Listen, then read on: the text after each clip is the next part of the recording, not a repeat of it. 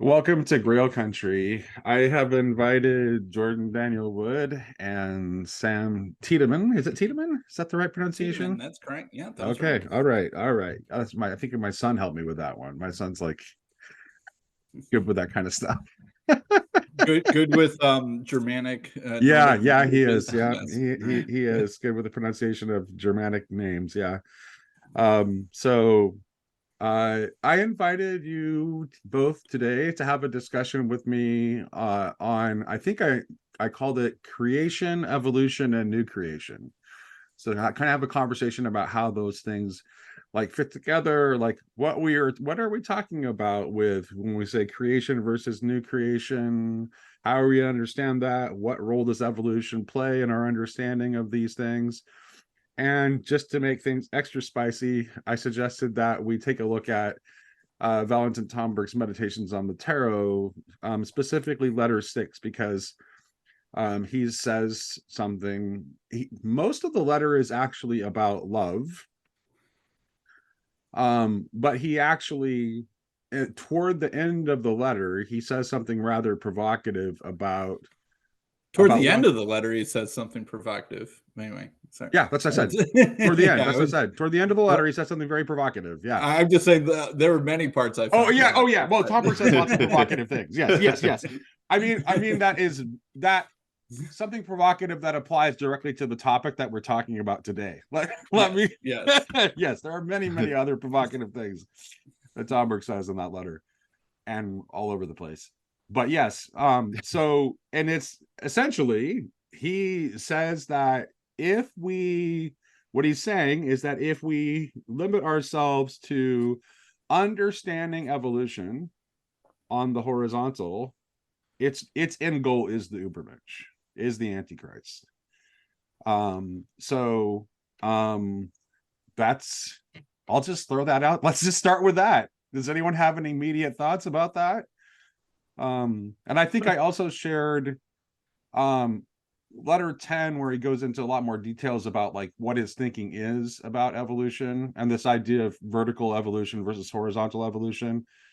I shared the myth of the serpent from letter 10 as well. So Hmm. it's kind of just like a background. Mm-hmm. Stan, what do you think?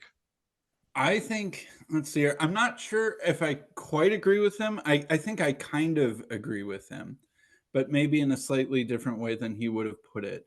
I don't think that, I think to say that evolution is tending towards Antichrist would be something like saying that the created world and the processes within it are inherently evil.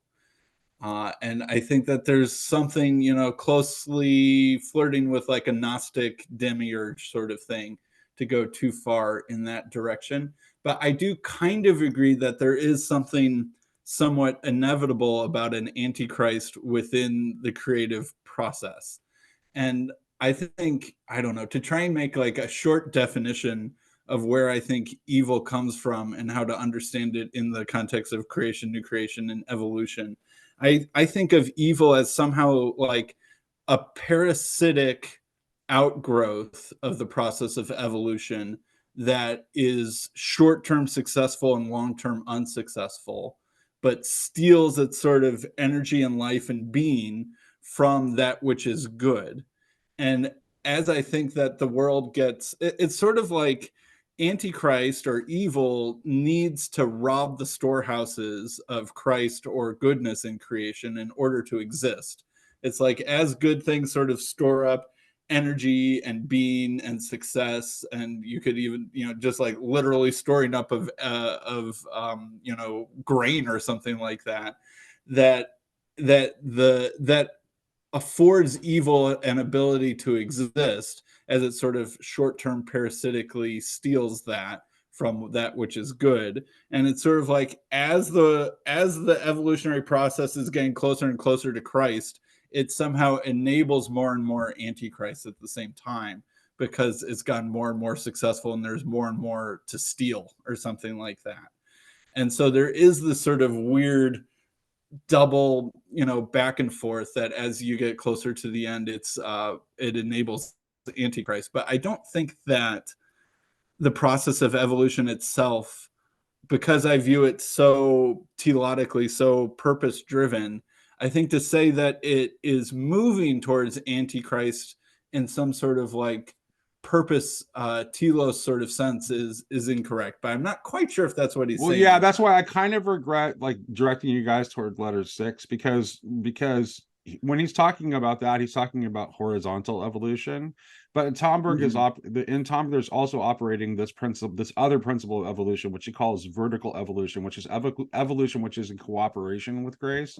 So when he's talking about horizontal evolution, he's talking about evolution that is not operating in cooperation with grace. So they're always these two separate principles of evolution, and he's very clear about the fact that the vertical principle is never entirely absent, much in the way that Barfield says that participation is, even though participation withdraws, it's never completely gone.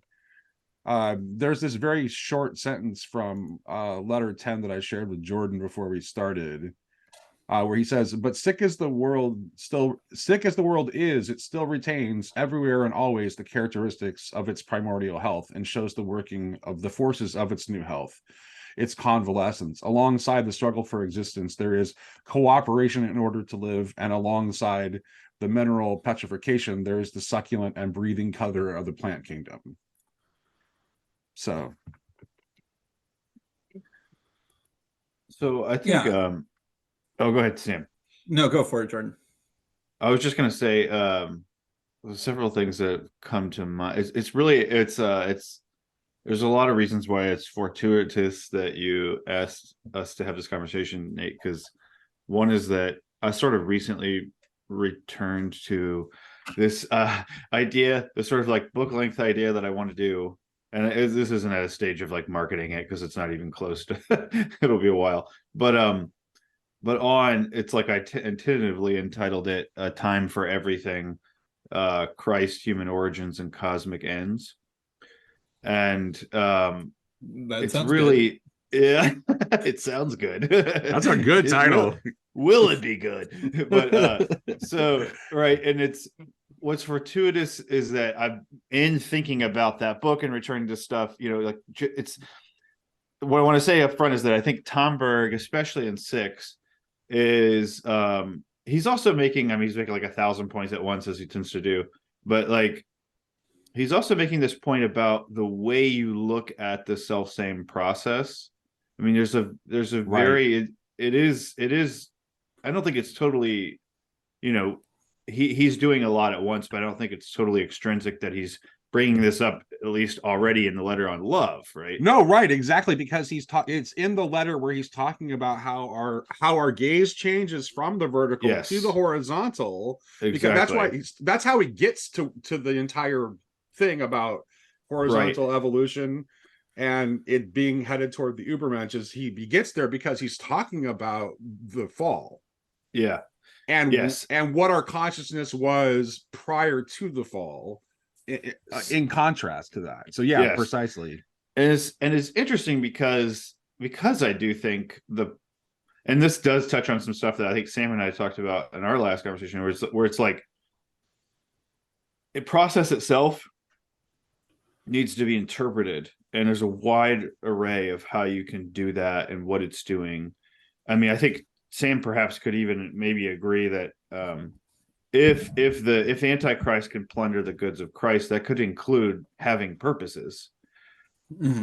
So even the sort of like Antichrist, as it were, emergence could look teleological, and maybe it has to in a way.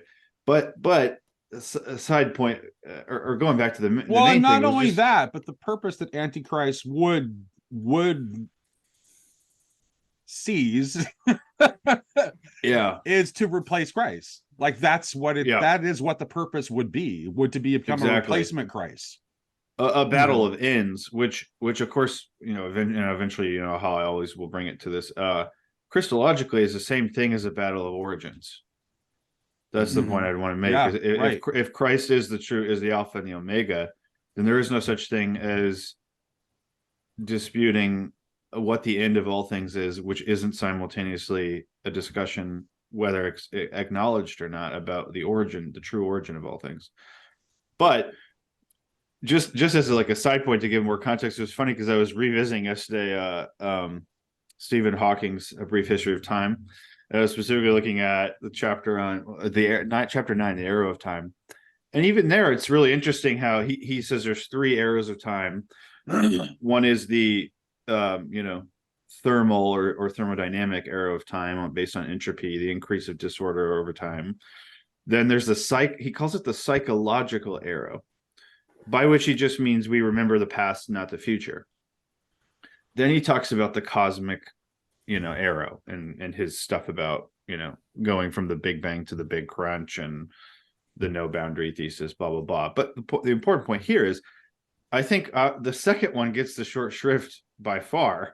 And his only real comment is that the psychological, by which I guess he means, because he's, as one can expect a physicist, he doesn't just really get into, he doesn't really get into like subjectivity or anything. But it's like, he just says the psychological arrow, which seems to doom us towards one direction and one direction only, so such that we can only remember the past but not the future. Although I have to say, in passing, he has some really interesting formulations, like if it were possible. He uses the coffee cup on the table. If it were possible to turn the arrow, he says at one point, if the coffee cup is sitting on the table and you knock it off and it shatters into pieces in the next moment, if we were to turn the arrow, you would, he says, when the pieces are on the ground, you would remember when it was on the table. But whenever it reversed back to the table, you would never remember that it was on the ground. So it's an interesting, but nevertheless, the point is that the bigger point is that that he says that the psychological arrow is just almost like a byproduct of the thermodynamic one. It's like the reason why we can only remember the past and only go towards the future without knowing it or remembering it, is because of this general increase in, on the macro level in entropy, which doesn't dissipate unless you go down to the quantum level. But the point of it, and however you work that all out scientifically, I'm not a scientist, but at least you can see Tomberg one like sort of quivering a little, because that's a very natural, inevitable link. Like, well, that's the reason. The only reason why your past is sort of what it is and you can't necessarily revisit it, and why we have to go towards sort of the future is simply because that's the second law of thermodynamics, and that's just what happens. And for me, I felt like it's a little bit of an illustration that he's trying to diagnose a certain way of gazing upon the process, which almost forecloses, like the closed circle in that story, almost forecloses any sort of more, I guess you might say, miraculous or astonishing possibility. Not to say Hawking, he's open to that, but pretty pessimistic about it. So it's just an illustration of the kind of gaze. And the question really becomes, given that both persons and objects develop, is the development of the same nature, and how do they relate? And that's the thing. I think it's like an open question that opens all these different possible approaches in my view. But I don't know what y'all think. Yeah, thinking about, I sometimes wonder about that law of thermodynamics and if it's somewhat misleading. I'm not going to say I disagree with what physicists have determined about, the movement towards entropy, but I think that is strangely what helps move things towards their purpose. And this is something that I sort of talked about with Vervaeke, because for me, the way that I understand it is that it's like, if you imagine just a pure, desert of unformed sand, if you blow enough wind at it and enough, exposure to the elements, it turns into sand dunes. And sand dunes are actually basically the perfect shape that sand could be in to not get blown away. It's almost as if the sand dunes want to not be blown away and eviscerated by the elements. So it's like this, force of entropy on the sand turns it into the very thing that is the most resistant to entropy. Because it's sort of, and it's not like the sand is willing it or making choices that do it. It's just the sand that was in the right place to be forming a good shaped sand dune doesn't get blown away. And the sand that wasn't in that place does get blown away. So what you're left with is something that is resistant to entropy. And I think when I was talking with Vervaeke, I made the same example of Mount Everest. Mount Everest is almost like a perfect shape to be resistant to entropy. It's like almost a perfect, the angles and it's almost like a perfect tetrahedron if you look at it from, space and stuff like that. And it's not like Mount Everest willfully made any decisions to be the sort of shape that's most resistant to entropy. It's just all of the particles that weren't in Mount Everest got eroded away into the sea. And so, of course, the mountain that's the biggest is the one that's probably the one that is, through mostly accidental processes, shaped to most resist entropy. And I think that evolution and life is even able to do something better than the process that creates sand dunes and mountains, and that it's sort of able to use entropy to sort of like sail into the wind, I guess, is sort of how I think about it. And without entropy, I don't think things would move towards their purpose. So in a certain sense, is the universe headed towards greater disorder than order? Yeah, at the level of physics, I guess. But I think a weird side effect of that is it's actually what causes things to be formed in such a way as to be conformed to some purpose that enables them to resist the process. So I actually think that the law of thermodynamics is sort of what creates order and form in a certain sense by the fact that it's constantly creating disorder, and that there's this weird paradoxical effect. And that's sort of what evolution does is, like, I think sailing into the wind is the best example that I can think of. Yeah, so it sounds like right, because the point like that Hawking would be making would not be to deny a sort of, as it were, a localization of greater order. It's just that what's expelled on the macro level is greater disorder.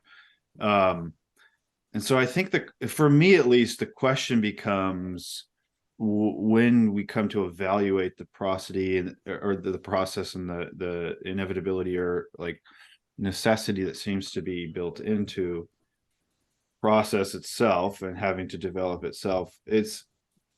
I still think like why I thought it was interesting that he linked it so much, or he linked thermodynamic as a arrow of, sort of certain arrow to the psychological arrow, which can't be turned back, is that I'm still left with this question of like, and I think this is what Tomberg is getting at a little bit as well.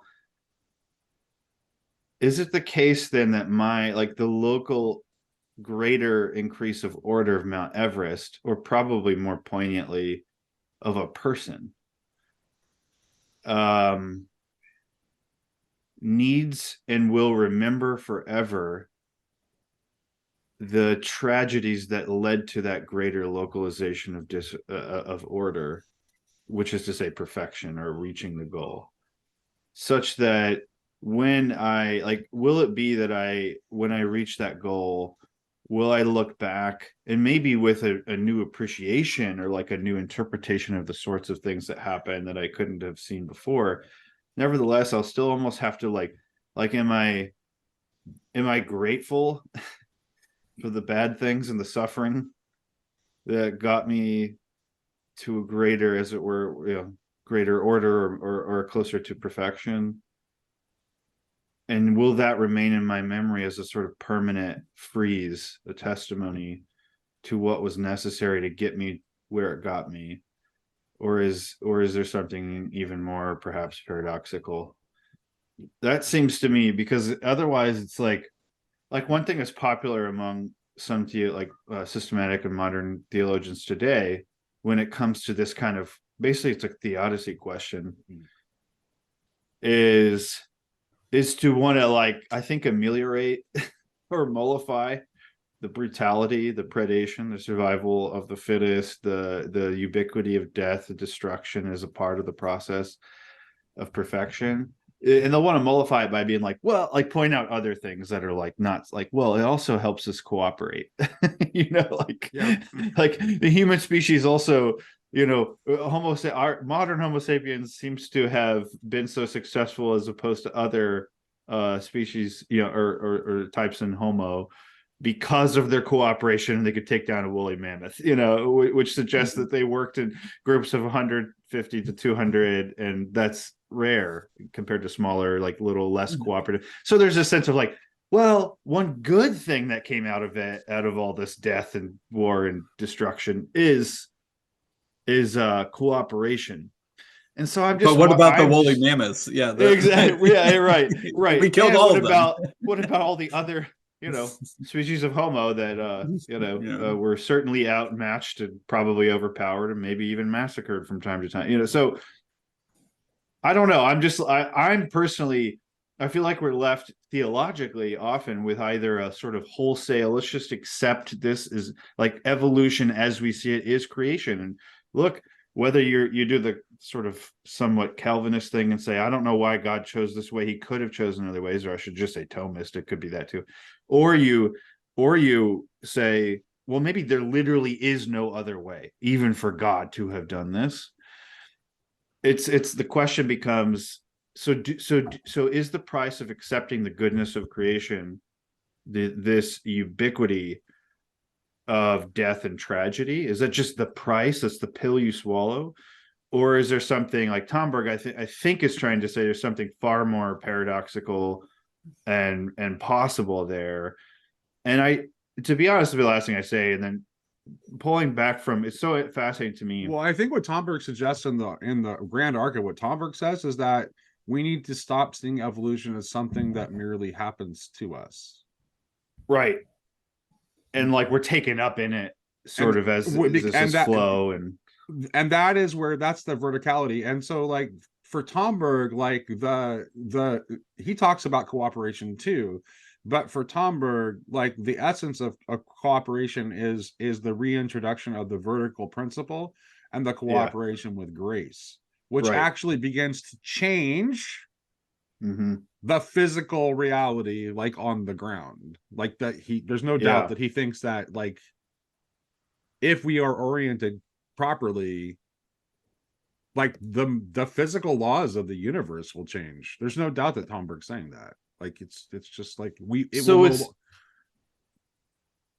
it's interesting because one thing I like about someone like Tomberg or even Teilhard de Chardin or whatever is at least the willingness to say the modern situation is far graver for Christian theology than it used to be. Because I do like it's funny if you read like Origen's commentary on Romans, especially chapter 5, he for and there's all these debates about whether or not Origen taught pre-existence of souls or whatever, but for what it's worth, he actually has two possible narratives to the origins and like what you might call original. So he's talking about it because in Romans 5, of course, talks about how through one man's disobedience, death entered the world. Well, what's still fascinating to me about that is that whichever the two stories, right, are based roughly the Augustinian. I mean, this is Origen's anticipating it before Augustine, but there's the sort of Augustinian like straightforward narrative. God created the world at its origin or its beginning, or at least the first part. It was innocent. That's to say, it was good, so he's not immediately implicated. It's not as if God immediately created something bad. So that gives some buffer between God and sort of the wreck of creation. And then we come in, and it's the story we all raised on mostly, right? We came in, we screwed it up, so we're the problem. Okay, so at least that preserves God's, as it were, authorial innocence, because the initial stage was nice, and we came in and jacked it all up. But even Origen's sort of more provocative primordial, pre-existence, and yes, what manifestos is this world's beginning isn't quite really the real beginning, and it's not just one person's sort of mistake and then it's just like a domino series that sort of affects everyone following. But it's interesting because his primordial I'm not saying it's totally his, but the idea that there's a primordial unity and that was broken up and fragmented by the collective totality of rational beings does make this world a product of every personal, everyone, not just Adam or one individual. But there's still this sense of the narrative sequence itself preserves and buffers God from the world as it is. Like we were there first. There's still an initial innocence. And then we still do it and we introduce evil and so forth. And what I do think at least is so stark about the modern picture, and I'm appreciating like people like Tomberg and Chardin and others, however you assess their ultimate answers, is that one thing that the sort of evolutionary picture of the world, both terrestrially and cosmically, has done is it's made that story so not just complicated, but it's absolutely inverted it. Mm-hmm. I mean, it is from the start that the ubiquity of destruction, predation, increase of entropy, the survival, by the time you get to biological life, survival, like this natural selection, like this stuff is in the fabric. You can't retreat and find refuge in this initial episode of innocence and neutrality. And so this should, I think, make us reassess a whole lot of things. And so anyway, I'm throwing that out as like a broader theological sort of, and just say like, that's the kind of importance, I think, of the discussion, regardless of our. Well, but this brings, okay, so this again brings us, you had referenced earlier, like how you don't think it's that important whether it's the beginning or the end. Mm-hmm. And that even if the this sort of mythic memory that we have of the beginning, which is not like this idea, the idea of the fall is not really just a Christian idea. It's all over mythology. Like it's that we were in a better original state, closer to the gods. What is like, it's mythologically ubiquitous. It's like it's clearly it's part of, it seems to be almost just a part of our psychology. So that if we cannot in the realm of horizontal fact, we can't recover that because horizontal evolution is in fact governing in that realm where the truth is at the level of fact. That doesn't mean that it has an ultimate say about the truth of persons. And even if we cannot find that the reality of that myth within the realm of fact, that we can find it within the realm of truth when it comes to talking about the truth of persons. And it's possible that that origin that we remember may actually be our own future that's calling us toward it. Yes. Mm-hmm. Yeah, I've struggled with this question a lot.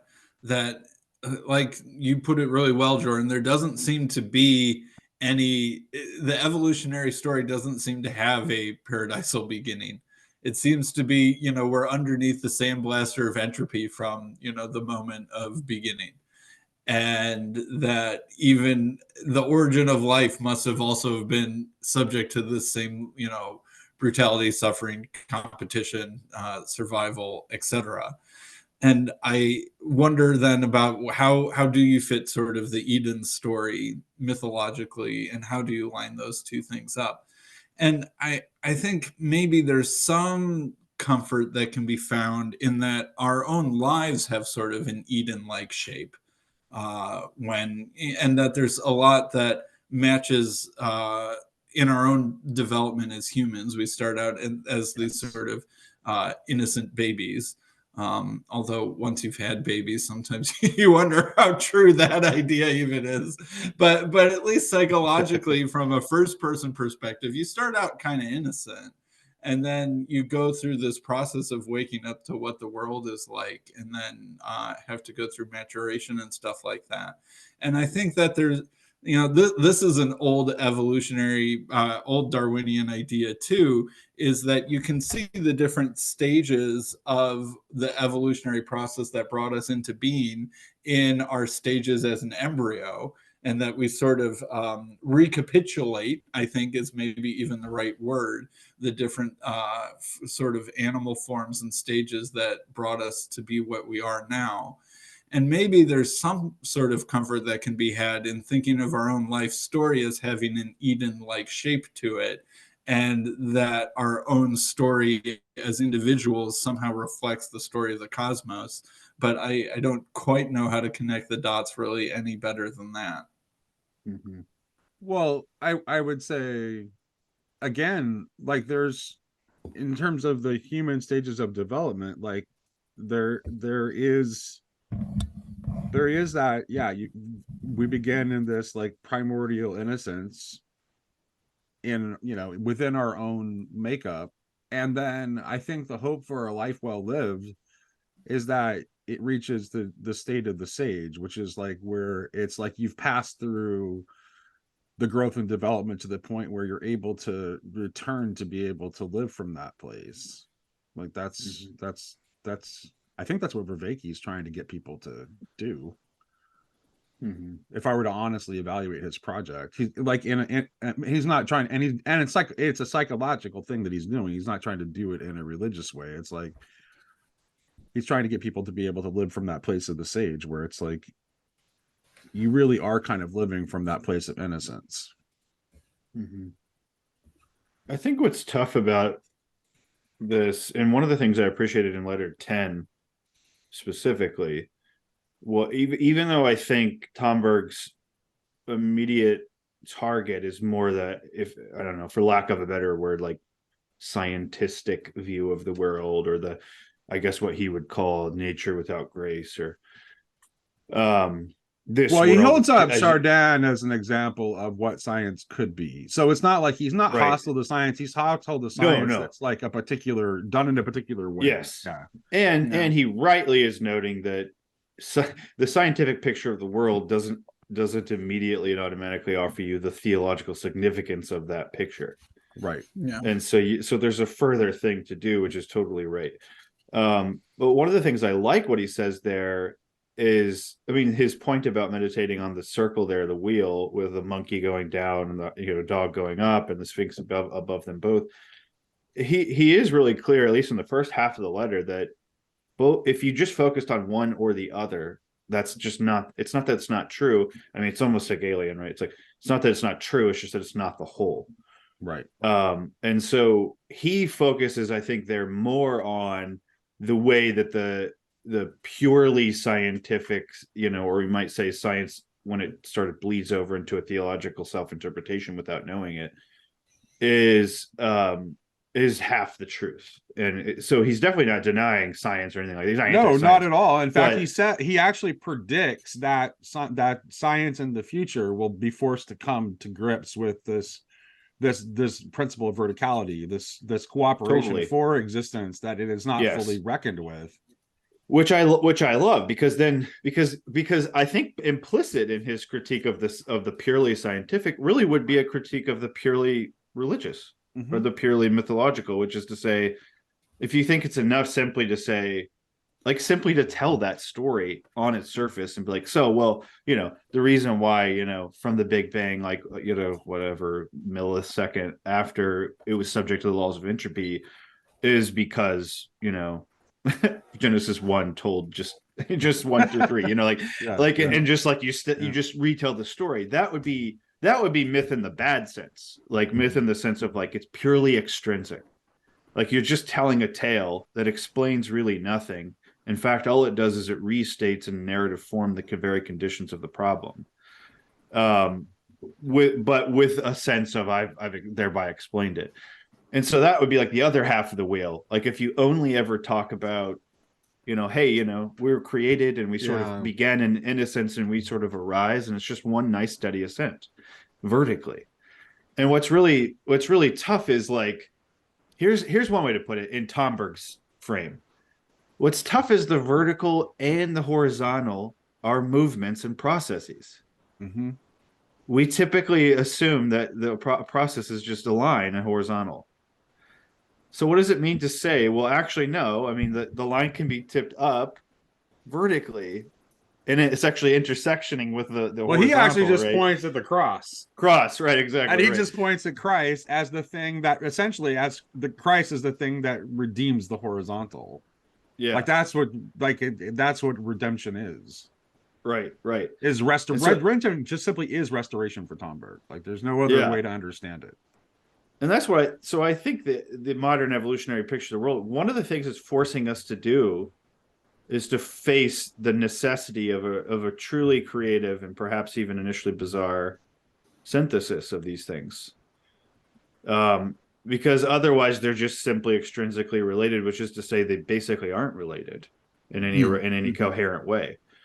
Like, and that would be the what Sam you alluded to earlier, right? The so-called like sort of Gnostic temptation is just simply posit to warring beginnings or Well, more. telling any story, whether it's the scientific story or a myth, without and letting it be only extrinsic and not making any attempt to connect to the story is just a bad way to do story. This is why I love Martin Shaw so much, because when Martin Shaw tells a story in his books, when he retells a story, he doesn't just tell you the story.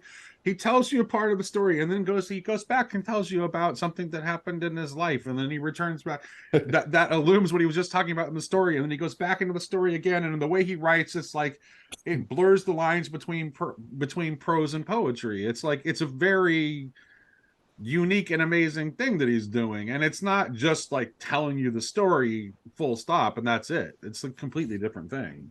Yeah.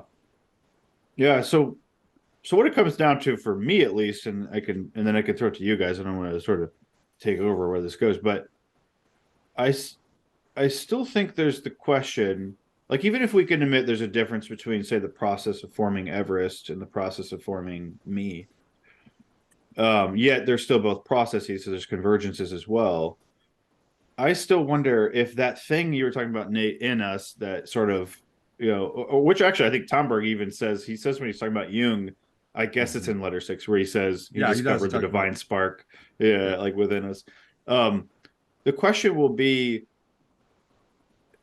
is it then that the process that I need to become who I am to be, like the process of Everest becoming the shape it is it the case that I will rest at the end of the process thinking that I needed every part of the process that got there, or will the termination and perfection of that movement towards perfection itself be more paradoxical, even in relation to its own moments or series?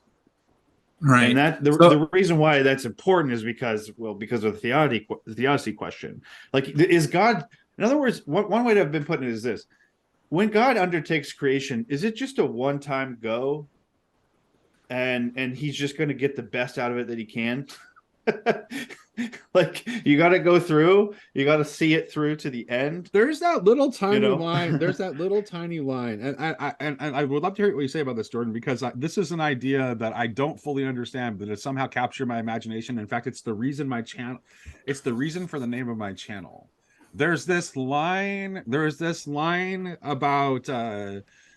in Wagner's Parsifal, that where Gurnemanz says to Parsifal, when they were entering the region of the Grail country, and the thing that he says to him is that he's Parsifal is wondering like why it seems like every step he takes he moves such a great distance with every step, that it's like, and what Gurnemanz says to him is that here time becomes space. And in that section about Jung, there's that little throwaway parenthetical from Tomberg where he makes that same reference to essentially memory being time becoming space, when he's talking about like the layers of depth psychology in Jung. Mm-hmm. What do you make of that?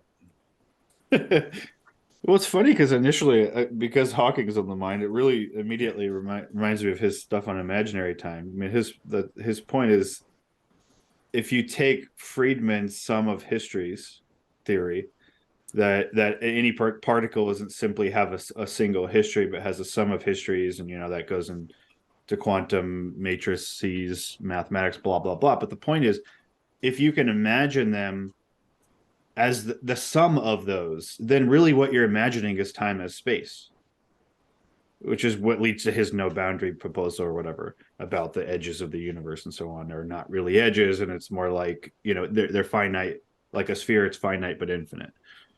And yet what's interesting though is even Hawking immediately senses, he goes, now we might be tempted to say that the imaginary time is actually more real than what we call real time. And then he kind of just sort of dismisses the question by retreating to the scientific mentality and saying, well, but after all these are just theories in our heads anyway, whether you call them real or imaginary, so who cares? Like all we want to know is what works, kind of thing, you know, whatever, which is fine. That's his prerogative as a physicist. But for our purposes, I would want to almost in with your reference, I want to bring it in. Do you know what Tomberg's ultimate definition in Meditations on the Tarot? Do you know what his ultimate definition of imagination is? No, I don't. He says the imagination, he gives like he talks about the imagination a lot, but at one point he gives this very provocative summary. He says the imagination is the faculty by which you become the other.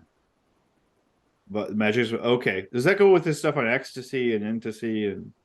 No, it's later. Okay, it's later, but it all kind of built like, but all of that is definitely related to this concept of like, and for me, it's like when he's like, this is in T.H. White's The Once and Future King. This is the way Merlin teaches Arthur. This is how Merlin tutors Arthur. He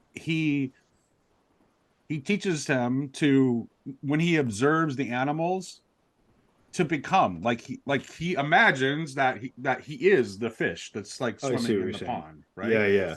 And this is also like the English mystic Douglas Harding, like when he talks about like in Hierarchy of Heaven and Earth, when he talks about, you know,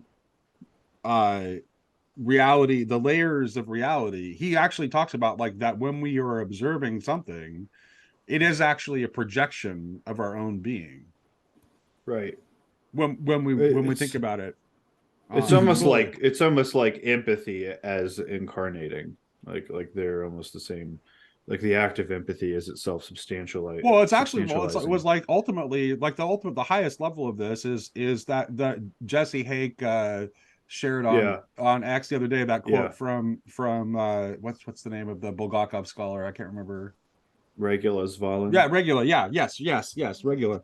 Like that idea of the anthropocosmos, like that's like that, the anthropocosmic, that's precisely what that is. It's like when we look at Mount Everest, we're looking at our own imagination and memory, which also has Mount Everest in it, which contains Mount Everest. Yes, exactly. And it's like, well, the way Barfield describes it in his essay on the philosophy of colorage is that it is the recognition of I am that, which is very different from the perspective of the Western person versus the yogi. That they're ultimately saying the same thing, but the emphasis is different. Because for the yogi, it's actually the recognition of the I that is the revelation, and for the Western person, it's the sudden dawning of the awareness of the identification with the extended self. Yes. That I'm not just this. Mm-hmm. I'm also that. Mm-hmm. Right. So that's one all what's hovering around all the edges, I think, are, I put it this way to somebody in conversation the other day, and I was like, oh, okay, I actually have to think more about that. You know how like you just say something sometimes and you're like it feels right, and you're like, I'll have to decide later whether A, what that means, and B, whether I agree with it. But I'm gonna throw it in. But one thing that really struck me was like the flip side of all this. Like we've been talking about horizontal evolution process and all that, but eternity. And I really think we mostly, and maybe I should say I have surreptitiously determined what eternity actually is by when, quote unquote, when it is in relation to time, whether that's beginning and the whole series, whatever. But what I think, but that's a quantitative determination of eternity, which is to say it's to project the temporal onto the eternal, even if negatively. But really what I want to say is that eternity is actually only fundamentally determined, but qualitatively, by what it is in relation and how it is in relation to God. And so this is where you get, like, the way I read Eriugenos Periphysion, the end of it, the fourth division of nature is, right, he has the first division is that which creates and is not created. That's normally what we think of as God in the beginning of all things. Then he has that which is created and creates. So the ideas, primordial causes, immanent, however you want to do that. Then he has that which is created and not created, matter for him, just sort of the bottom level of effects. But then what's interesting is this fourth move where he says, actually, though, the end is that which neither is created nor creates. And he says the first and fourth divisions are God. He who creates and is not created, but also he who is not created and does not create. And now you could easily sort of, say, well, okay, so the first one he's giving more credence to like a Platonic view, whereas the fourth one he's giving more credence to like an Aristotelian final cause who doesn't necessarily choose to create. It seems like he's wanting to. He seems like he's wanting to keep both act and potency within the divine. However, that would work, and most scholars sort of rest content with something like that, like a perspectivalism on God. Like, well, look, it's just ways of formulating the same. Because he says creation's the middle two divisions, and God's the beginning, the first and fourth, the bookends. But I think, what's interesting is most of his discussion of the fourth division is actually about the composite body of Christ, which is also cosmic, the totus Christus.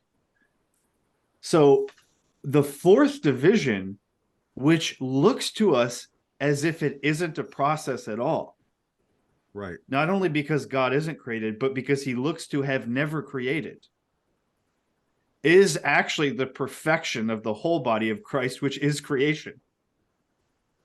And so it means that the end is such that it has all of the, as it were, gains from process, both personal and objective, and all the other things we were talking about, like everything good that's arisen out of that, it has them as its content, as if it's achieved. In other words, the content looks as if it's as achieved, and yet it also simultaneously looks as if it's never proceeded at all into any process. So the necessity of process looks to us like the necessary components of process, even if that includes things like ubiquitous predation, entropy, all these horrible things, tragedy, will in the end look and not only just not necessary, but utterly superfluous. In fact, not even real. Well, isn't that like, okay, isn't that on some level, when you look at a really beautifully crafted object, isn't that like I mean, unless you're the craftsman that made it, right? When you look at it, it's like there's a part of the aesthetic experience of that is like you can't even imagine how it could have been created. Like how could this have been done? Yeah. So I guess one thing that I'm thinking about is Jesus's resurrected body has holes in his hands. Right. And has the wound in his side. Thomas still is able to touch that. Yep. And so even in the Jesus's fully perfected, final created, resurrected form, you can still see the crucifixion. And I wonder how that relates to the question that you've been asking a little bit, Jordan, is when we sort of look back perhaps from the perspective of perfection and eternity. But that's not what do we go for. He does ascend though. Like there's still the ascension. Like that's not the end. Well, we actually don't know that is his final and ultimate state. I suppose that's a fair point. But don't you think that we can still sort of see the holes in his hands? So I think you can, but maybe perhaps going to Nate's point. So for me, another scripture that comes to mind is like 1 John 3. We do not know what we shall be, but then when we see him, we will be like him. We will be as he is. or in this, in this life we see through a glass darkly, but then we'll see face to face. And the post-resurrection appearances, after all, are still in this life. And the ascension still has to occur. And then the other, maybe the deepest point though, is this: Romans 6, which Maximus notes at one point, Romans 6 actually formulates our resurrection. I mean, the argument there, right, is if you have been buried in Christ through baptism, you'll be raised with him. Okay, that we're all familiar with. But it's interesting the way it's phrased in the Greek and I can't remember exactly which verse now, but he calls our resurrections, quote, outgrowths of his. And actually the word there is like congenital. It's like co-natural, actually. Is like fellow, it's like sungenis. It's like together kind. And like you would say, right, of a plant, like of basically the same species, but maybe a slight variation, that they're sungenis, they're sort of the same type. But with this organic sense to it. And that's the important point in Romans 6 that Maximus points out, is that, yes, in history, Jesus of Nazareth has been raised. Yes, in history, the post-resurrection appearances happen. Like, I believe that, right? And yes, they saw the scars, definitely. And Thomas touched them, or well, he didn't. He said he wanted to, and he doesn't. But also, simultaneously, it's true that Christ isn't fully raised until everyone is fully raised, precisely because those are the members of his body. So there we jump to 1 Corinthians 15. And the Son himself will be subject. And I run that through like Gregor Nyssa's interpretation, which is like, yeah, and that's going to be in us, like he's subject in us. Well, and so just to say, which explains why the ascension, Jordan. Like, to me, right. That's that's like, because we have to answer the question, like, why the ascension? It's like, okay, why, which I think this is this is a good direction to go in our conversation, I think, because it's like we have to answer the question, like, why the ascension and why is the kingdom not here? Right. Yeah. Both of those questions have to be asked. And that's where I don't really want to put a label on what kind of interpretation this will be, but we'll just throw it out there. One idea that I've played with and gotten some inspiration, mostly honestly from poets on this point, and specifically from Edwin Muir, which actually Milbank mentioned the other day. It was kind of funny. And I was like, yes, I love that poem. And another poem actually is important to put together with it. But I think we are the wounds on the body of Christ right now. I am a member of the body of Christ, and yet, according to 1 Corinthians 12, I can suffer, and if one suffers, all suffers. So you sort of have to decide about the level of realism you're going to grant to the language of the body of Christ in the New Testament. If it's really high, if it's a high degree of, in other words, identification between the Son and his members, then there's no contradiction in saying, I currently, insofar as I'm sinful, and insofar as I'm not perfect, like going back to our earlier slide, insofar as I'm still on the way, I am a wound or at least a scar on the body of Christ until I've become the fullness of that member as a member of his body. But that does still, from my perspective, look to be an eschatological reality to come. And he who ascends also has descended. He was just like the Ephesians stuff, that movement, dissension and ascension, the perfection of that. I would want to say, in Revelation, whenever it says the lamb slain before the foundation of the world, and what happens is they look to the throne where the lamb is seated, and they don't see the lamb. They see a lion. Yeah.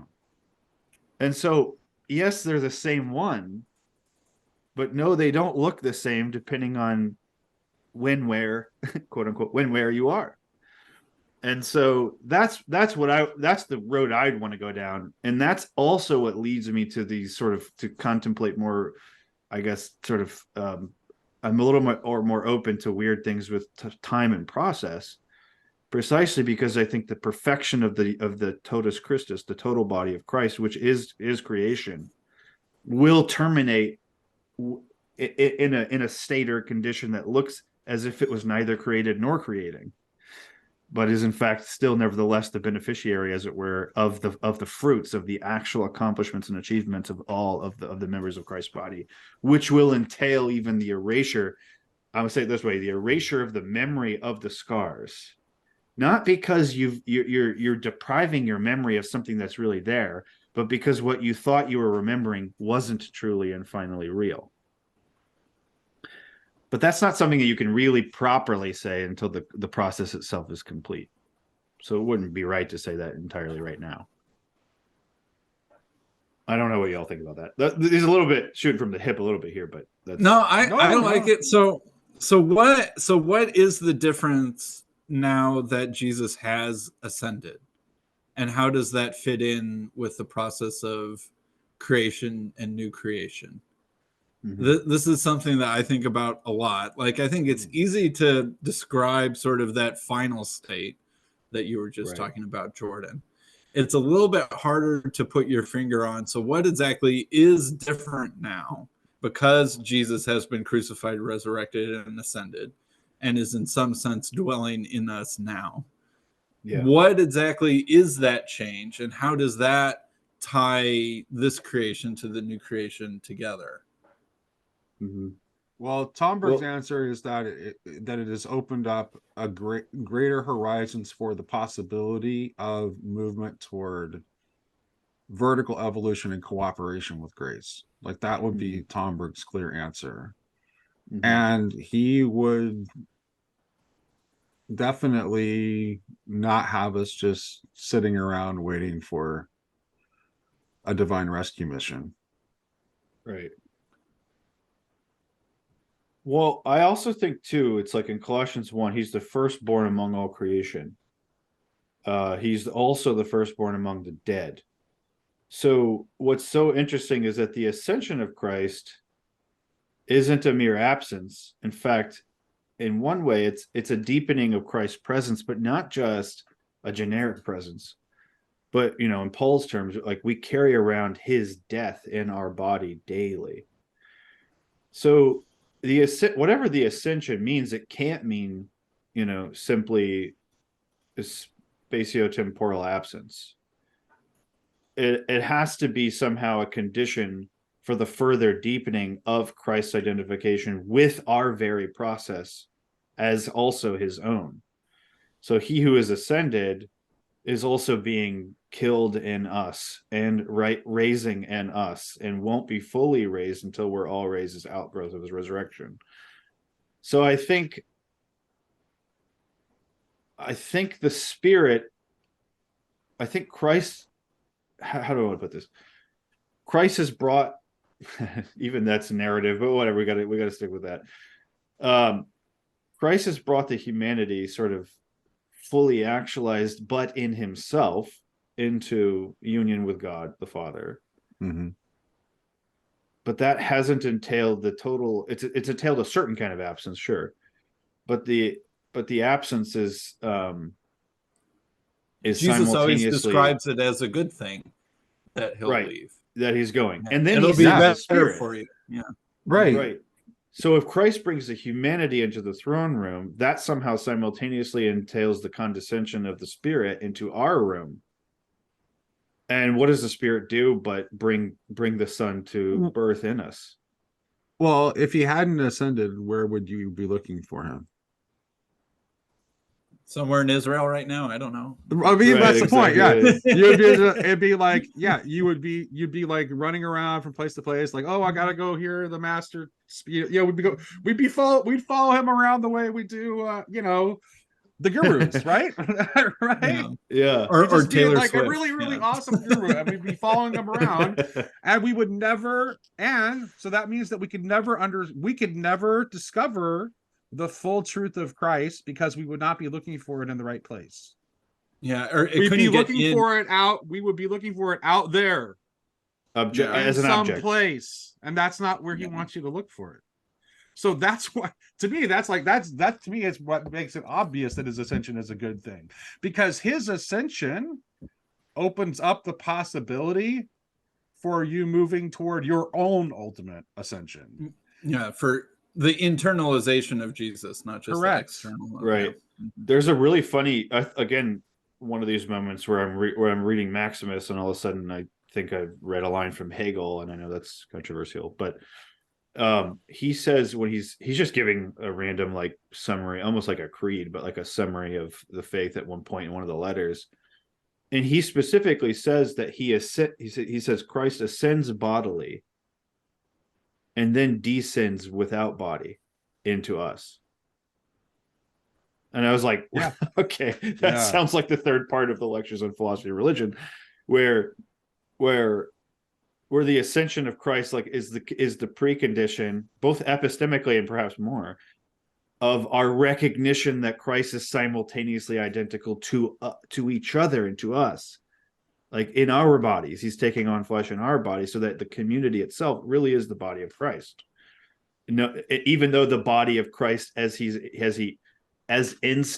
individuated instance, is also already ascended, and that somehow these are not contradictory. In fact, they're mutually implicating in some way, which I love, because it on a purely just almost aesthetically philosophical level, it's kind of gorgeous, because it means what we would initially take as the particular has taken the place of the universal, because he is ascended. He is out of this world, almost like in a realm of forms or something. Right. I mean, he's at the but actually the universal is more imminent and collectively bringing us together as the unity of the one body out of many members. And so that's almost, I don't, whatever you make of that, at the very least, you can see this kind of inversion. But I don't think it's a simple inversion. What it is to say, I think that's you misapprehended both. I think that's already the way I think about it, and have like intuitively for a long time. Yeah. So you'll get no argument from me on that. But it is interesting still. I mean, there's so much more we could say, right? Sam, maybe you want like on how exactly does that relate though to processes as horizontal and evolution and stuff. That's Here's a question I have for both of you. Is something that I struggle to understand from a Chalcedonian perspective is how exactly is it that Jesus gets made perfect through suffering? Right. Like for me, it wouldn't be hard to say that, well, that is sort of like the apotheosis in some sense of Jesus, where that to me is where divinity and humanity really finally come together, is sort of cross and resurrection kind of at the same time. Where it seems to me like a Chalcedonian needs to kind of say, put that earlier in the timeline.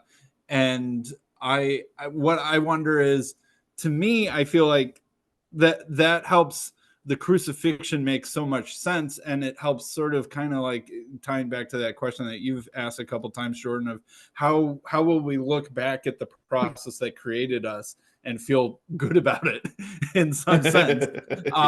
And it's sort of like, well, even, like Jesus is the microcosm, macrocosm of, it's the suffering that makes him perfect. It's the suffering that brings the final form of humanity to fruition. And so I guess my question back to you guys, either of you who wants to answer that, is in what sense is Jesus made perfect through suffering, and how is he not perfect earlier? My initial instinct is to want to answer that is like, isn't that the story of like any human life? Well, I'm not sure every human gets made perfect in their own life. Are you sure that our sufferings are not adding to our perfection? I would say our sufferings are adding to our perfection, but you're just saying that he achieved it. But I also think that a human could suffer badly. Yes. Some humans suffer badly. Yeah, that's right. And that it could cause bitterness, resentment, all those almost regression. Regression. Absolutely. Whereas if you suffer, but if you have love through the suffering, and you sort of maximize that to that perfect extent where you're saying, forgive them, Father, for they know not what they're doing, even as you're being, excruciatingly punished, then it can make you perfect. But not everyone has that experience. So my take on I love the question, and I love what it pushes, because I don't think most Chalcedonians themselves, both historically and today, have thought through this enough. Although there was one controversy that was more or less ignored in the history of Christian doctrine in the late patristic period that does get at this.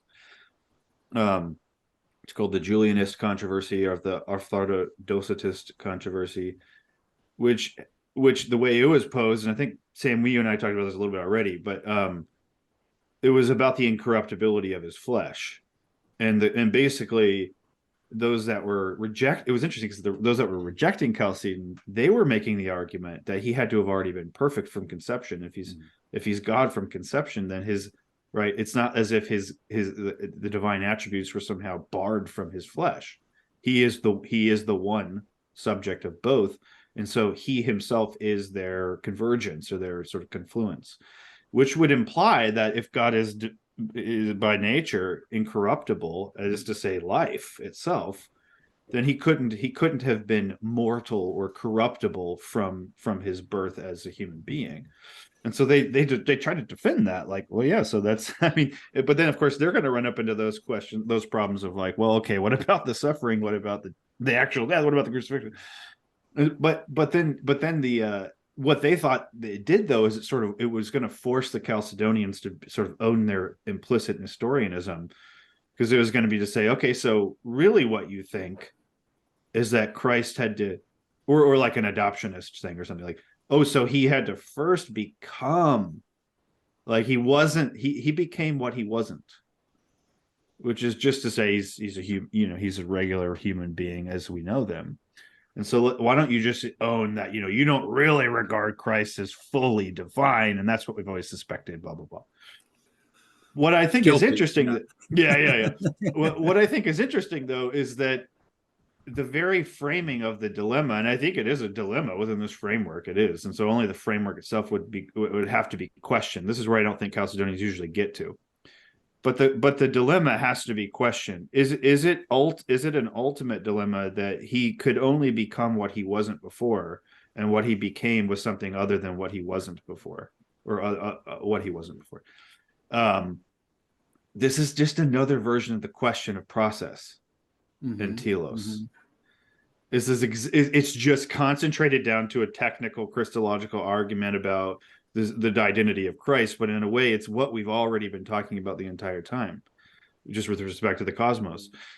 And it's so somebody like Maximus or Leontius of Byzantium, who writes a treatise on this or whatever, they have to kind of find a way to affirm that Christ does undergo a real process, that's not illusory, otherwise they're the Docetists, and yet at the same time that this doesn't imply somehow he gained being God in a linear way. In other words, in a way in which it's just, well, you start out not God and you transition to God. And that's what Christ did. And he just accomplished that transition in like an unprecedented short amount of motion.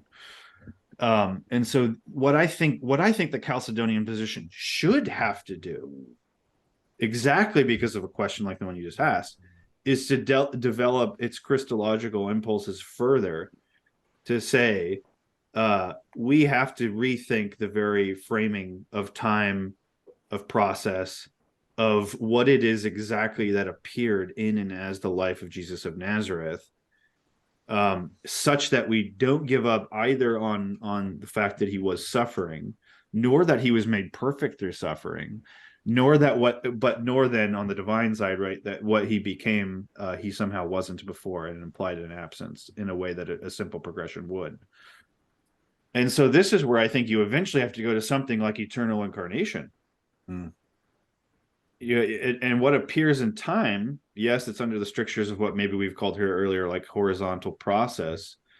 That's one thing. It's just like the condition of appearing in this realm, in this condition, in this sort of what quote unquote real time in Hawking's language, is that you do move in that progression. That's one thing. But I think the deeper theological point would be this: his suffering is ours.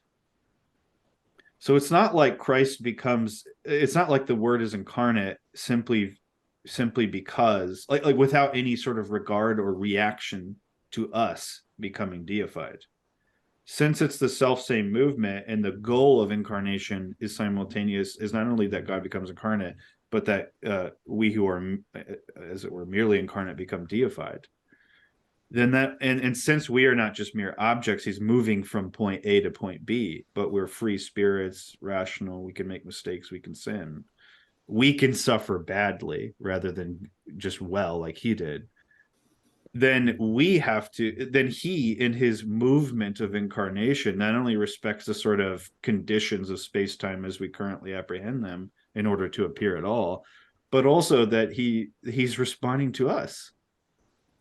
And so the suffering he's suffering isn't merely just an accidental historical suffering, foisted upon him as a supposed criminal or whatever it was, but it's also the suffering of the entire world, which is personal. It's not random.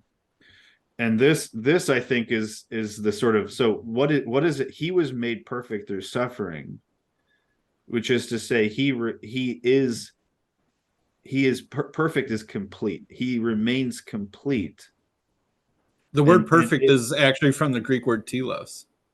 Yeah. It's like he was telosified, or however exactly. you want to transliterate that. Yeah. Right, exactly. And so the question would have, Christ being perfectly the whole Christ isn't separate from us becoming perfect, which is to say he's not only responsive to us having to undergo process from going from point A to perfection to telos, but he has to also be responsive to all of our misapprehensions and wrong ways and regressions and failures to go from A to telos. Otherwise, he's not saving us. He's just performing something like a model that we just imitate extrinsically. Mm-hmm. And so if he's really saving us, Maximus makes this distinction between kenosis and condescension exactly along these lines, where he says the kenosis is like the response to our actual failing processes that he submerges himself into. I mean, I added that last part, but and so he's responding, and he really is being made perfect. If he is, in other words, if he is not made perfect through suffering, you're not made perfect through suffering either. It's the same Romans 6 logic. Because he was crucified and he died, you can die and be raised. Well, that's not just true at the sort of the end of the earthly process. It's true of the process itself of the earthly person. And so that's where I would want to go and say it's way more complicated because of the utterly, he's saving and perfecting persons rather than orders or objects, but also and so he has to respond to our actual personal failures and actually submerge himself into that. So in that sense, he really is made perfect. Like he does move from, like his moving from point A of lack, a sort of mysterious, admittedly paradoxical lack, to a gaining of divinity through suffering is itself the condition we actually erroneously created for becoming God. But he still undergoes even that, and he became sin and a curse for us, Corinthians. He became that which he himself didn't generate in a way. So there is something that we present to him that he has to undergo that he himself didn't simply create, and that is our own delusions embodied. And so in that sense, he really is becoming perfect so that you can really become perfect through suffering. In other words, so you can suffer well as well. And yet I would make the final, so that's one point. The final point that I've already alluded to, sort of in some, is that I also still, if he's becoming telosified, you then have to eventually interrogate the nature of the telos. And is it just the last point on a line? That's not a true telos, in my opinion. Because the true telos is the beginning and the end, not just the end. Mm-hmm. And so in that sense, what he becomes isn't something other than what he always was. So that's how I would address that part. Right. And the incarnation, and the incarnation is not just like a moment, but the entirety, taken together, represents the incarnation. And for Jordan, I think correctly, incarnation is creation. And I think that what is true of the life of Christ is potentially true of every human life. Yes. Right. But in some sense, all falls short of the glory of God. And so this is where I I still don't quite know how to work this all out. But when I think about what grace means, like I'm sort of tempted to say something like this, perhaps a crude version of what I'm trying to say is like Jesus did it the hard way so we might get there an easier way or something like that. But it's more like the idea that I do agree that there's something sort of epistemologically prior about Jesus's perfected state and therefore the perfected state of all creation. Like in some sense, new creation is first, but in some sense, it's also second.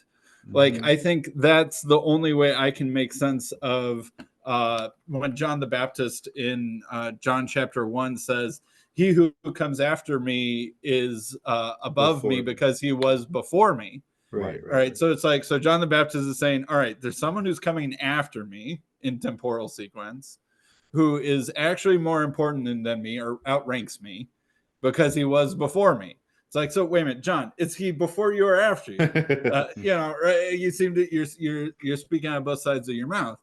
And I think, you know, there's sort of maybe a standard pre-existence explanation of that sentence.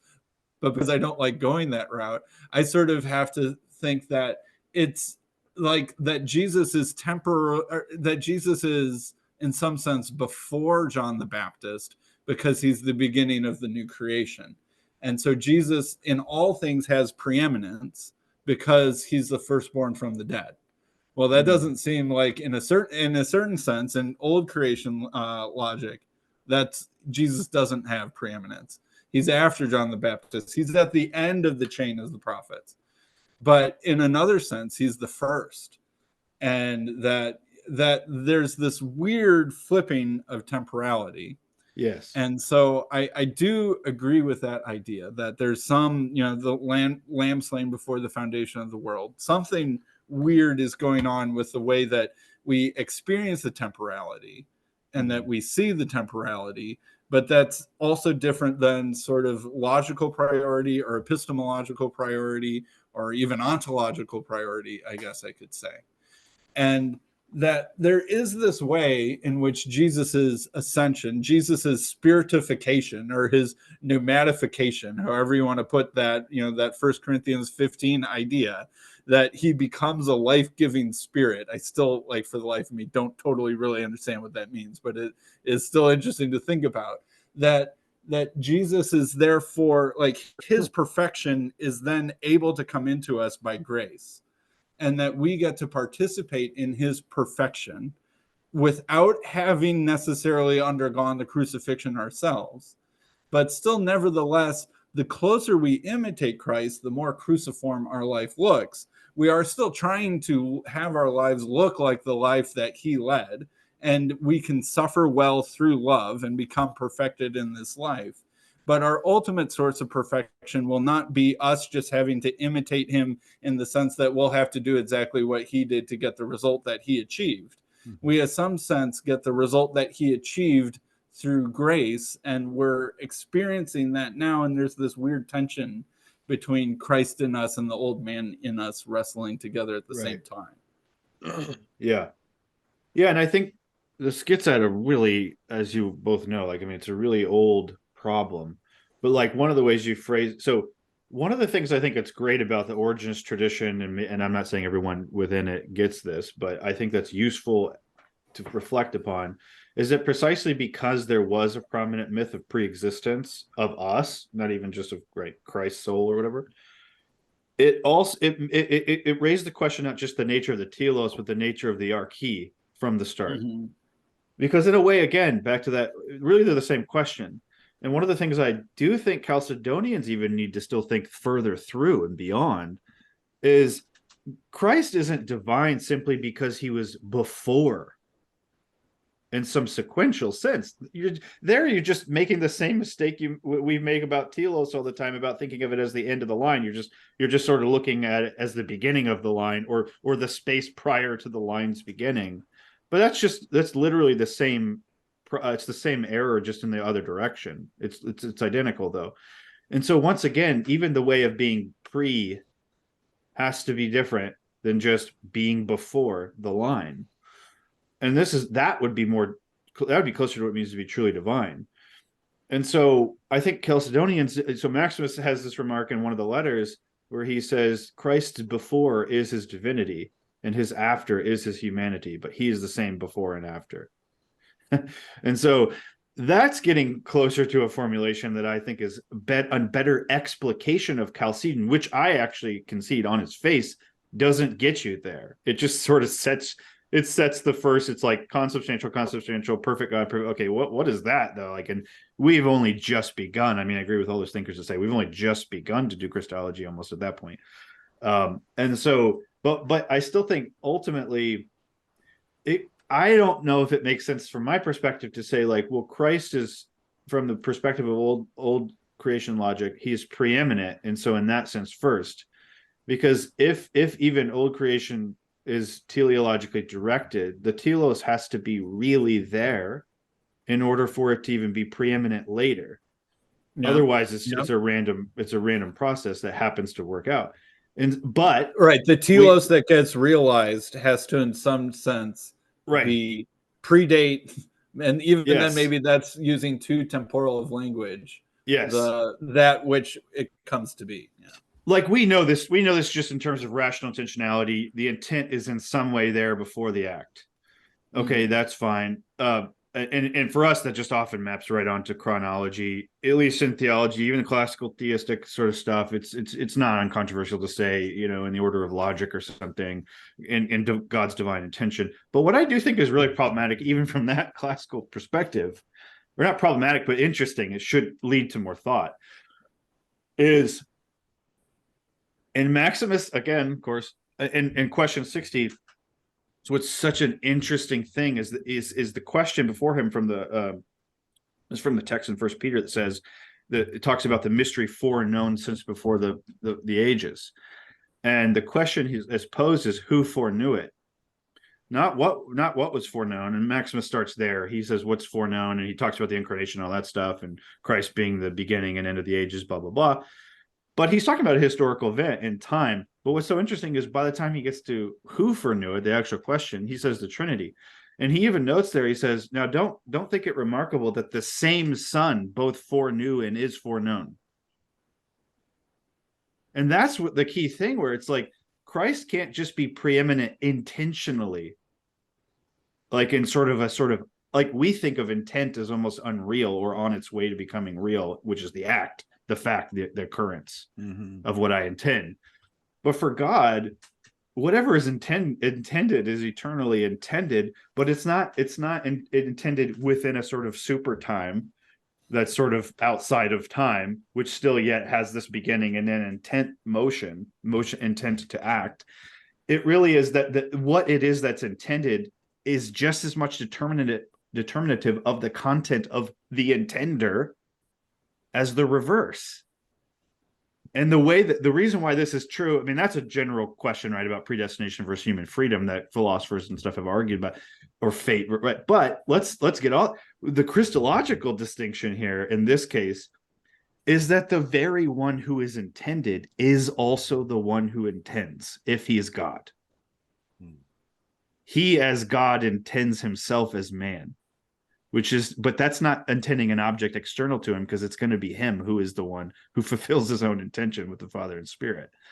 So I bring that up because what I think Chalcedonians, if we're going to really own that we think God, or that Christ is God and like fully God, that is the creator, intender, divine, eternal counsel God, and man, he is therefore both the subject and the object of divine foreknowledge.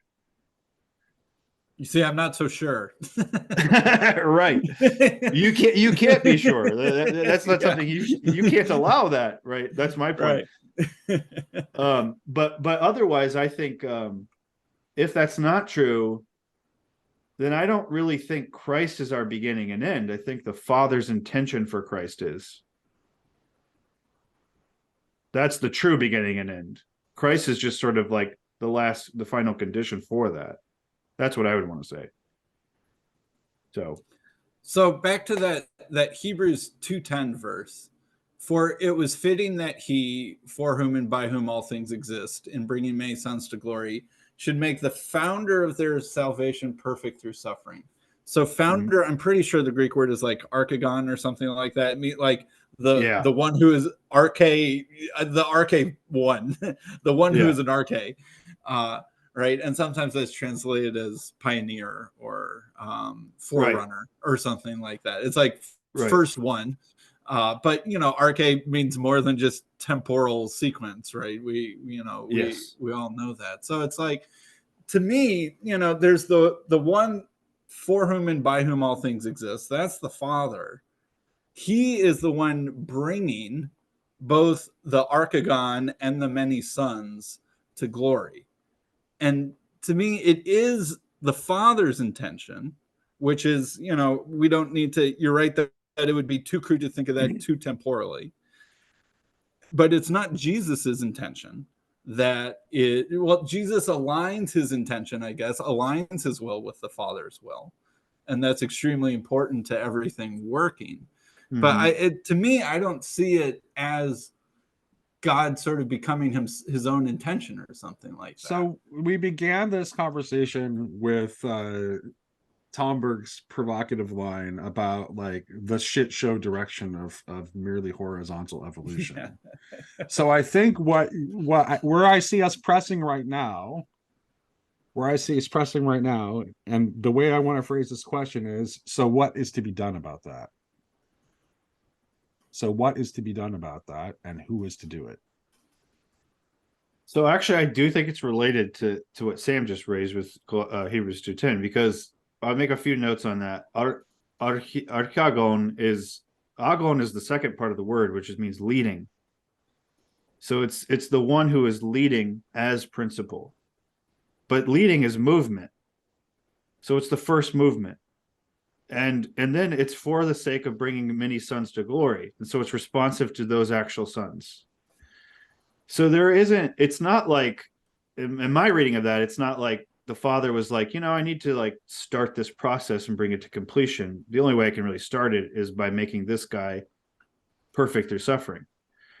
Instead, it's the very movement, which is itself the arche, the agon of the arche, is Christ, who is made perfect through suffering, but the suffering is always with an eye to bringing the sons to glory.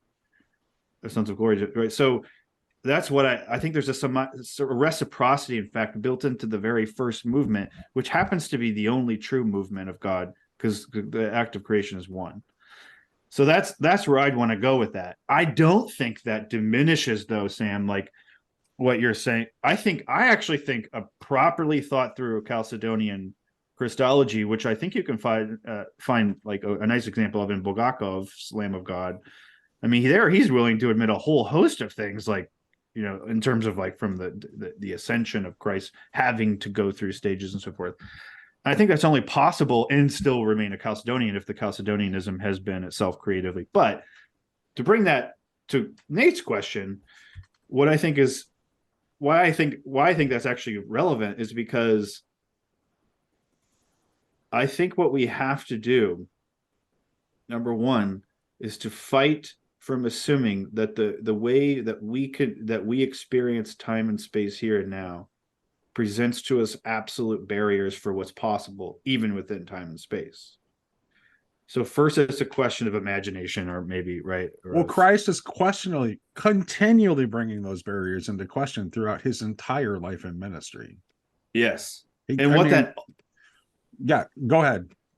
What that ultimately does, right? Because also from the book of Hebrews, right? He banishes the fear of death, not just by promising you there's more beyond death, but actually by promising you that death itself as boundary isn't necessary at all, which frees us to love in a way that doesn't depend on survival, the fittest mentality, or scarcity as the law, or as entropy as the absolute sort of arc and shape of the world, or any of that stuff. Yeah, which allows for the ultimate breaking through of that vertical principle. Yes. And the cooperation with grace. But I want to keep it, it's a cooperation. Yeah, absolutely. Grace. Like, that's the thing. Right. Yeah. And So, the one who suffers consents to suffer for the sake of glory, for the joy set before him. Yeah. So I want to quote Jesus from the Apocrypha. This is from the apocryphal writings of Jesus Christ Superstar, which I think underappreciated, but I'll admit I love it. It's not canon.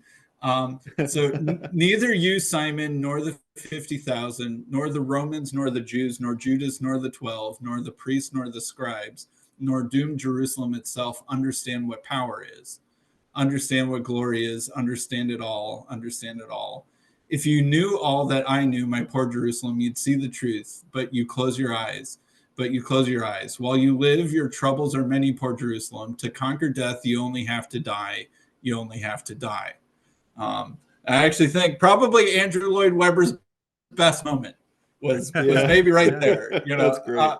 But that misunderstanding what power is, right? I think that like so many of the discussions in our modern time are about power and how power is actually underneath what's going on. And then the question is, you know, is power good or is power bad? Or is it bad? You know, like you're just doing what you're doing because you're seeking after power, and everything that you're doing is some sort of, you know, mirage mask to hide your true power intentions from me or something like that. That sort of hermeneutic of suspicion. But, you know, I feel like Jesus is saying through Andrew Lloyd Webber, you know, that we don't understand what power really is. Yeah. And I think that I'm still not quite sure if I agree with this vertical versus horizontal evolution thing. I still view it more as like parasitic, unsustainable evolutionary processes versus truly sustainable, truly final cause supporting processes, and that the final end of a parasitic process is death, or it's like by grabbing after life, it finds death. Because it is stealing from something that if it were to finally steal everything that it wanted, it would have nothing left, and it can't generate itself. And so therefore it dies. Whereas the true self-sustaining process is something that's voluntarily willing to undergo death. Well, and horizontal and vertical are symbolic language. I mean, he chooses them because they're symbolic language. And ultimately the difference between the horizontal and the vertical is with grace or without grace. Right. Yeah. So okay. And maybe I can without grace, will the power in the Ubermensch is the direction. With grace, crisis. Christ shows a new direction. And it's the question of what power really is, right? Right. Is the exactly Ubermensch right. powerful, or is Jesus on the cross powerful? Yeah. Yes. Right. What is power? Yeah. Well, and in order to answer that, it kind of goes back to you can't really assess power unless you can answer questions like what's truly life, what is truly death, because I think the point would be a graceless life means death is it, and so avoid it at all costs. And so if you have to wield power, do it. I mean, that's the story of evolution in one way. You can try to mollify, like I said earlier, about like, well, but also there was some cooperation. Well, what was the cooperation for, though? In order to beat the other group, or at least not be killed. And so, and if you're going to work together to kill this, and like you said, Sam, like, what about the woolly man? Actually, you got to kill that. Tomberg points to like more fundamental kinds of cooperation than, I mean, he does point to human social groups, but he does talk about like how like the cells cooperate within an organism and things like that. Right. Sure. Well, and also toward the plant kingdom. But this is everywhere. This is everywhere. There. To me, this is everywhere the question posed. Because I think you can't deny what I think we're in a position like just in terms of phenomenologically, where we're constantly presented with just a thoroughly mixed bag. It's like nature is red in tooth and claw, and if you don't think that, you just don't know. You haven't been out there. You don't know much about it. The blue-footed booby like definitely chooses one child over the other and starves one for the sake of So like, okay, and again, none of this would be that complicated if God just had chosen to create just a massive like canvas of painting. because then there's no one suffering, and the process wouldn't entail anything problematic because no one has to undergo any bad parts of the process, right? So it's the fact that his intent isn't just to sort of arrange something beautifully or sort of like watch the early universe and this formation of stars and then the collapse of neutrons. So like, it's cool. Like, sure, as an observer, it looks cool, but well, it's the fact that we're actually having to undergo, and we're conscious of the fact that we're undergoing, and we're conscious of the fact that we're suffering and that we're losing and that so and so died and we love them and so forth. That's the problem. That's the source of the real problem. But I think we're everywhere confronted with, how is it that one and the same display can both move me almost to tears at points? You know, watching the wolf pack go across, you know, sort of Yosemite, or watching the sunset over Lake, you know, like this is like amazing. It's the profound source of beauty, and divinity, even, and like sociological understandings of nature. And yet at the same time, you know, you can look at all this and be like, this is Grotesque. brutal. It's grotesque. It's a prison. And actually the thing is, whichever way you look at it makes it's only exacerbated by the presence of the other element, right? Because how sadistic is it that one and the same nature can present me with these beautiful scenes only to rip them away when a child dies tragically in a car wreck? Like, what? How is it these are presented together? And that's the hermeneutical sort of place we're shoved in just by existing and being aware is exactly, what does this mean? Did we need the presence of the tragic in order to achieve the triumph? Or is the triumph just an illusory carrot on the stick, and tragedy will win in the end? I mean, that's sort of the question. And so much theology and philosophy and all other stuff, to me, just it's very ultimately unsatisfactory, because it feels like it has to cede one way or the other. And that's, to me, that's the task. And I you know, the answers are varied and we could go on and on, but that sort of at least gets at the task. Like, that's really what the modern picture of the cosmos poses to us in a, I think, unprecedented way. Like, more so than just bad things happen to good people. And, you know, it's like, this is law-like stuff. This isn't just, oh, that was a happen, you know, one event that was unfortunate. This is like, it seems necessary. Right. Is it? And I think that the crucifixion is right there in the middle of all of it. Yes. Is the crucifixion grotesque, or is it beautiful? Right. You know, like, what more moment of awfulness was there? What more red and tooth and claw moment was there than Jesus's crucifixion? Exactly. And yeah, you know, that's like the perfection in the creation of the new world.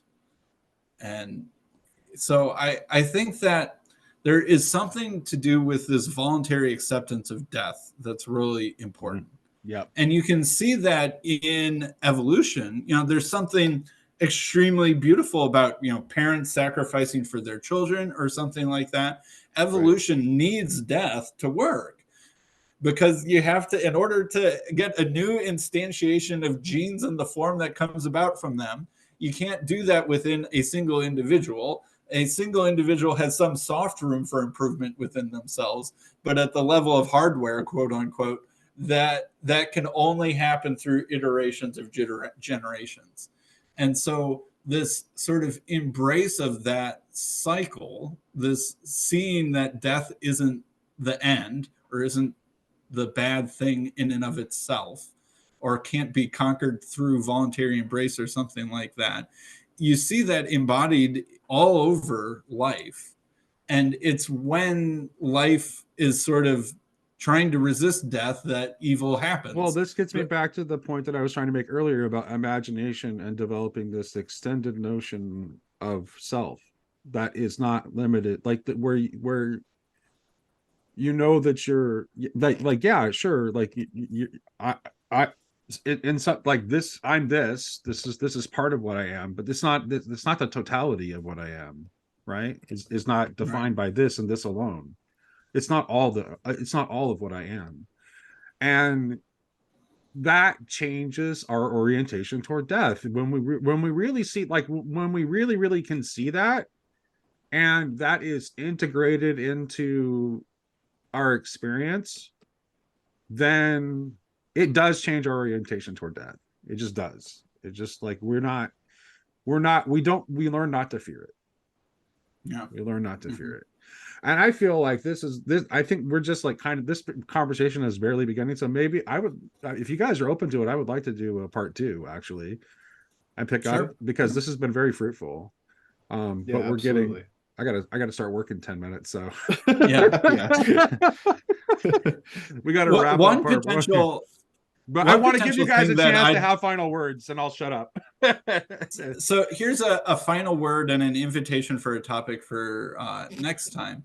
Is one thing that I've been thinking about is sort of what you could call spiritual or allegorical interpretation of Scripture, right? Where we're able to see Christ in the Old Testament, basically, in some sense, you know.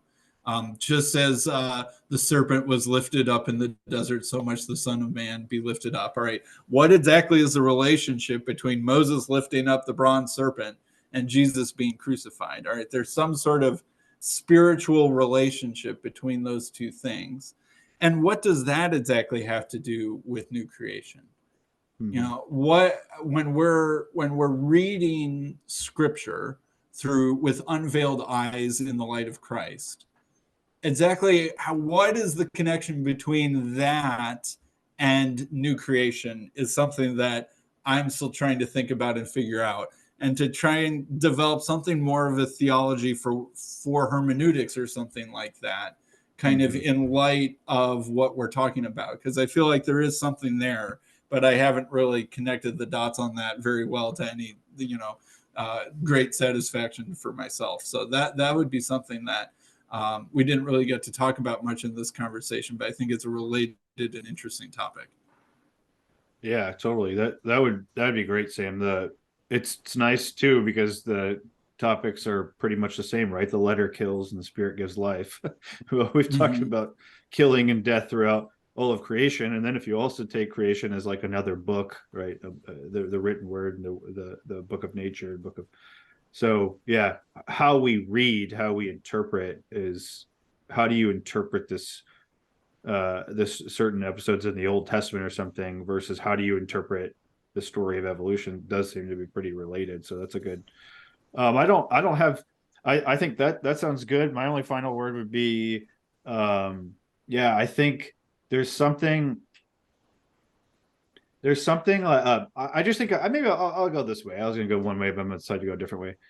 I think it's just at least worth noting what Sam, I think you did earlier, and Nate, you did even earlier, that whatever else you make of the question, that I think is newly and in an unprecedented way posed to modern humans in light of the stuff that we know about evolution, whatever you make of it, I think it is crucial to see constantly, like you said, Sam, like the cross is in the center of it. And so I find it endlessly fascinating that Christianity, and I'm not saying anything about any other religion, but at least Christianity has almost put it front and center. Like, far from shying away from it or dismissing it or sort of like, well, let's just kind of get beyond. It's like, no, this is the problem, you know, or this is the focal point of all of these other problems, is however else we make sense of tragedy and death and its ubiquity, you know, Christ himself died, suffered, and undergone a tragedy. And then what's the relationship between the overcoming of that tragedy and the tragedy itself? And so it really is just placed at the center of our gaze and so there's a deep continuity in like asking these kinds of questions and having this conversation with just the very claims of Christianity itself, whatever version. So so it's exciting. Keep going. All right. Yeah. Thank you both for joining me, and I look forward to next time. Yep. Yeah. I'll actually, Sam, I'll actually send you some pages because Tomberg actually has some very interesting things to say about the very example that you brought up about the serpent being raised up in the desert. Yeah, and actually, believe it or not, he ties it back directly to what we were just talking about in this entire conversation. Sounds very relevant. I'd love to read it. Thanks for organizing this, Nate. Yeah, you bet. This was Yeah, fun. thanks, Nate. Yep. Good See to you guys see you, next Sam. time.